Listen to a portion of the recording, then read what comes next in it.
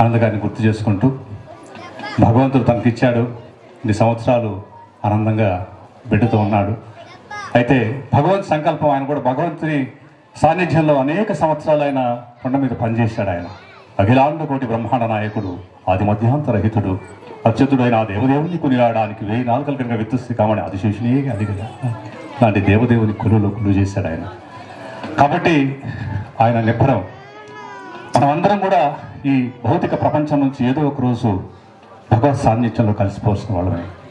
అయితే ఈ వయసులో ఎంత భారం ఇచ్చినా, బరువు ఇచ్చినా, బాధ ఇచ్చినా, కన్నీళ్ళు ఇచ్చినా నిబ్బరంగా నిలదొక్కున్నాడంటే నిజంగా ఆయనకి భగవంతుడు ఇచ్చినటువంటి ఆ నిబ్బరమే. ఆయన కోరుకున్నది ఒక్కటే. అదేవిధంగా మా ఆనందలాగా అనేక మంది పిల్లలు ఇక్కడ ఈ ఊర్లో వారిని ఆదర్శంగా తీసుకొని చక్కటి బడిపంతులుగా అయ్యాడు ఆయన, చక్కటి కళాకారుడు అయ్యాడు ఆయన, చక్కటి మంచి పేరు తెచ్చుకొని సొసైటీలో మంచి గౌరవం తెచ్చుకున్నాడు.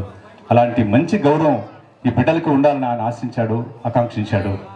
మరొకసారి ఆ భగవంతుని మేమందరం కూడా ప్రార్థించేది ఒకటే, వారికి మంచి ఆయుర్వేదాలను ఇవ్వాలి, మనస్థైర్యాన్ని ఇవ్వాలి. వారి తమ్ముడు కూడా ఇక్కడే ఉన్నాడు. మిగిలిన బంధుమిత్రులందరికీ కూడా నేను కోరుకునేది ఒకటే, ఈ ఊరు బిడ్డలు కూడా మంచిగా పెంచి పెద్ద చేసి ఈ ఊరు గర్వపడే విధంగా చేయాలని ఆశిద్దాం.